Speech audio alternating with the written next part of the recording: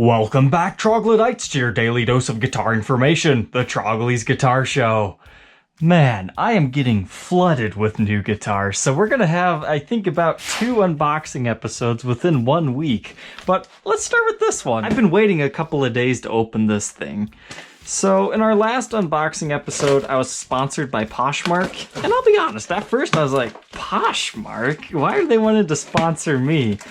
But I actually found something really cool on that site, and it was a Gibson Les Paul jacket. And something like this would sell on Reverb for about $200, and I was able to get it for, I think, like a little more than $40.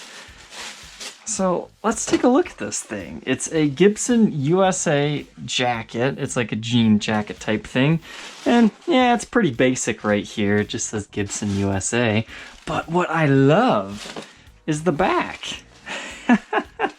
How cool is that? I like how the material is slightly shiny, so it's almost like it has a flame top. I just thought this would be kind of interesting. It's a extra large, which judging by all the shirts I sell in extra large and plus, that's like the main size of Les Paul collectors. But I'm guessing the lady that got this likely got it at a thrift store for like $3, so she made the money, and I don't know if I'm gonna keep this or sell this or what I'm gonna do.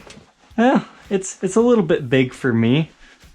You can check me out at guitar shows if I wear this thing. Honestly, for an extra large, it fits more like a large in my opinion. Yeah, I think I can keep this. Honestly, even if you don't want to wear this thing, it would make a great decorative piece just hanging up. I'm sure you guys could think of a better way to hang it up than that, though. But speaking of cool guitar-related clothing, our sponsor for today's episode is PatchAddict.com. These are designed in Austin, Texas, and they have many different designs that you can iron on directly to your clothing. The owner of this business is a fan of this channel, so he actually sent me quite a few of these. And you know, for a tiny little patch, these things are pretty cool. So you can check out his website by following the link in the description, and you also have a chance to win one of these by liking this video, commenting, and subscribing to this YouTube channel. More details in the description.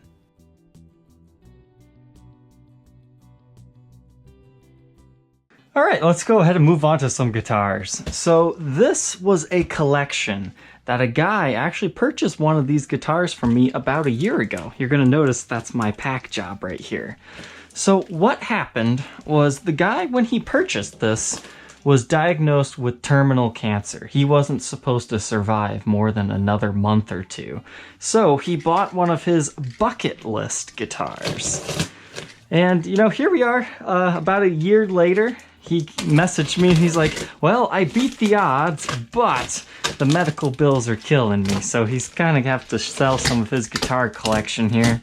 But he's still fighting cancer.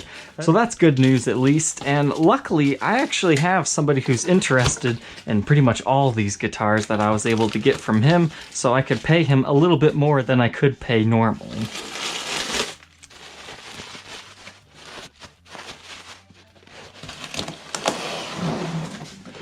Well, that wasn't anywhere near as bad as I thought it was going to be.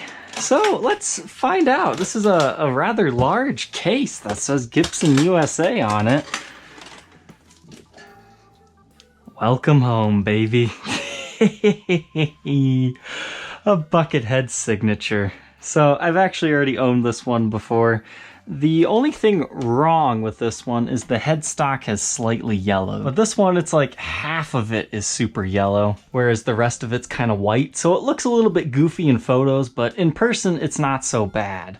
But the guitar itself actually remains pretty white. And so far on first inspection, thankfully, it doesn't look like it's broken. Okay, but this was the one that had some finish checking back here. I think that happened when it was shipped in cold weather or something. But yeah, after I cleaned this up a little bit, this one's definitely starting to look familiar.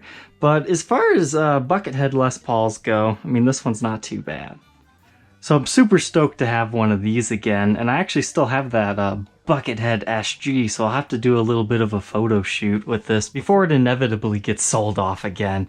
Man, I hate it, because whenever I get one of these signatures, they always sell instantly, because I am like the Buckethead dealer. Like, if you need a Buckethead Les Paul, I'm the guy you contact, because these things are so hard to find. But let's go ahead and see what's in this one. Because you gotta remember, I said I bought a collection. Ouch. Man, this is why I don't like staples. Because once you've taken them out, you can't reuse them, and they're so sharp. I've gotten cut more times on these darn staples than I have, you know, ever cutting any which direction. I don't think I've actually ever cut myself with one of these things. As soon as you let go, the knife disappears.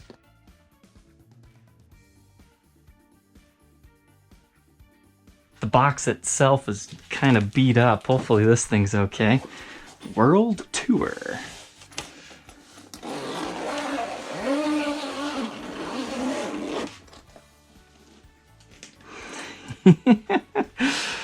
Oh man, this is just a Buckethead episode, guys.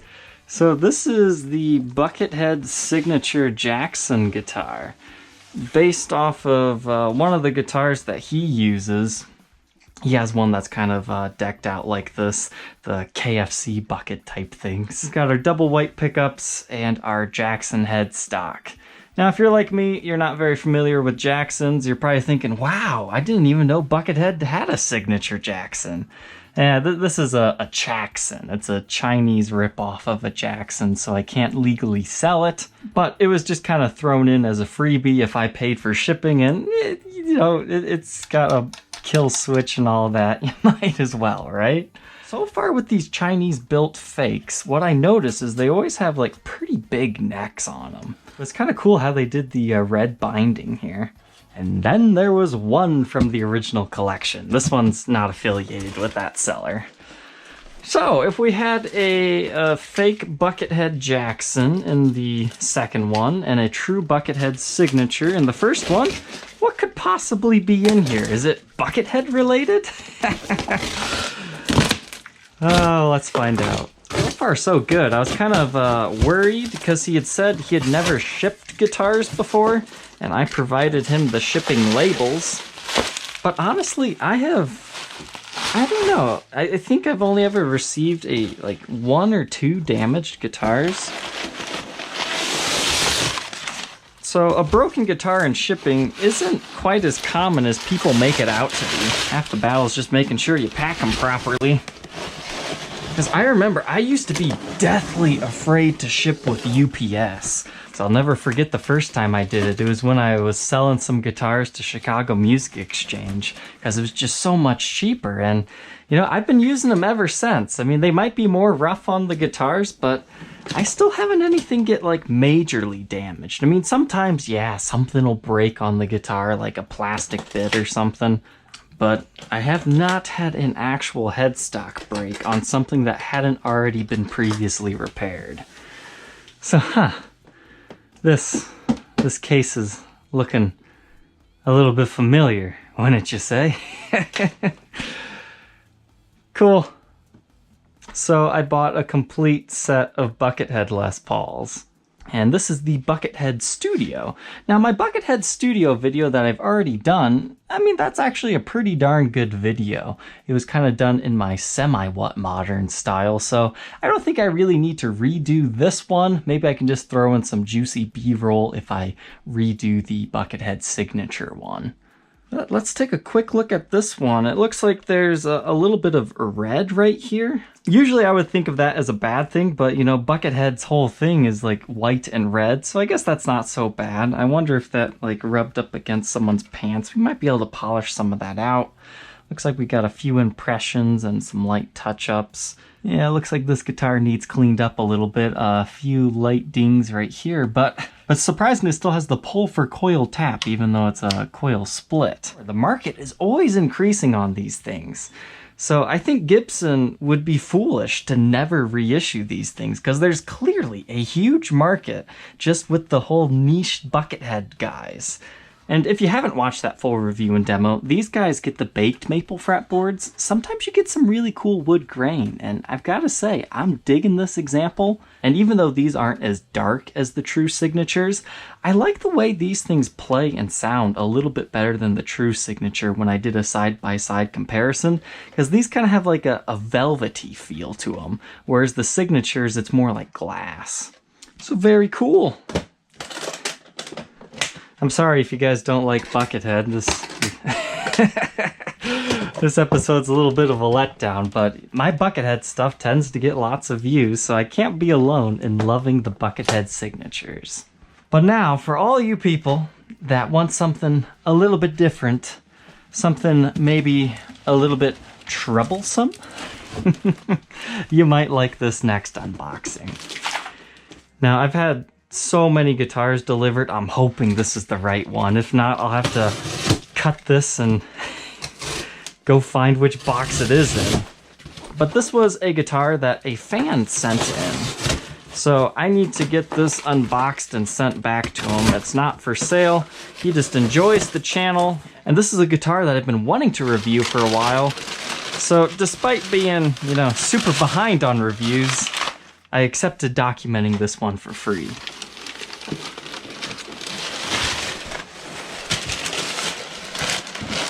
It is from the Fender side of things. Now, I'm planning on posting this on Friday, so this is counting as Fender Friday. If you guys haven't noticed, Fender Friday's kind of been moved to Saturday, so it's Fender Saturday, which sometimes lines up with the Straturday thing, but not so much on this one. So who's ready to get into trouble? The Troublemaker Telecaster. So, this is part of the Parallel Universe series. I'll teach you all about it tomorrow, but this is the original Parallel Universe Telecaster Deluxe Troublemaker Telly. So it's basically a Les Paul and a Telecaster mashup, and in 2020 they actually revived this. They kind of made it, instead of like a Les Paul standard, they went after the Les Paul Customs this time. And I will tell you, I've pre-ordered both of those, so we will see all the Troublemaker Tellys in action. But I'm very appreciative of this fan who just sent it in because he likes the guitar. He just wanted to see it documented in. Yeah, this is definitely weird. Let's go ahead and move on to some boxings now. Our first one to box up here. This thing took longer to sell than I thought, but maybe it's just because I've owned it for so long and it took me a long time to review this guitar. The Ultra Jazzmaster. I said in the review that I didn't like it, but Fender decided to sponsor that giveaway with me anyways. Not for a USA-made Fender, but those lead guitars are pretty cool. But this is the Ultra Jazzmaster. Pretty much the only thing that I didn't like about this guitar was maybe the finish was a little bit too sparkly for my tastes, and not a fan of the noiseless pickups on this one. And a lot of people say that they do not like Fender noiseless pickups. I didn't notice a big deal with the Stratocaster or the Telecaster, but I think those are on what, like Gen 4 or 5, something like that. Whereas this was the very first Jazzmaster to have noiseless pickups, so maybe that was part of the reason why it's not quite dialed in yet for that.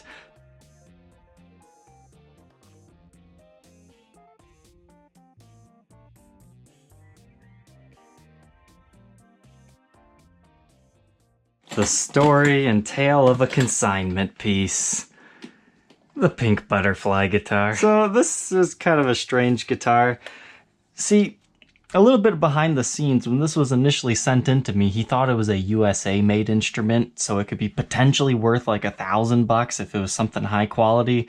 But as you can tell in the review and demo, it just turned out to be a Chinese type build. I mean, it's not a fantastic guitar by any means, but I wouldn't call it trash either. It was a okay guitar for the price point of what you could probably purchase one of these things brand new. But the guy who purchased this actually has a friend who has breast cancer, so he's kind of just gonna gift it to her as a keep fighting and stay strong type thing. So there's no better home for this guitar than that.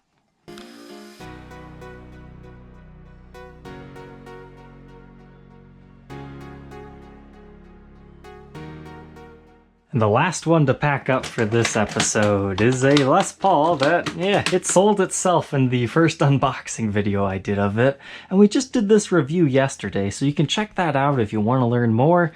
This guitar, it's kind of strange. I even called Gibson on it. They didn't have any like real detailed information that would tell me what model it was.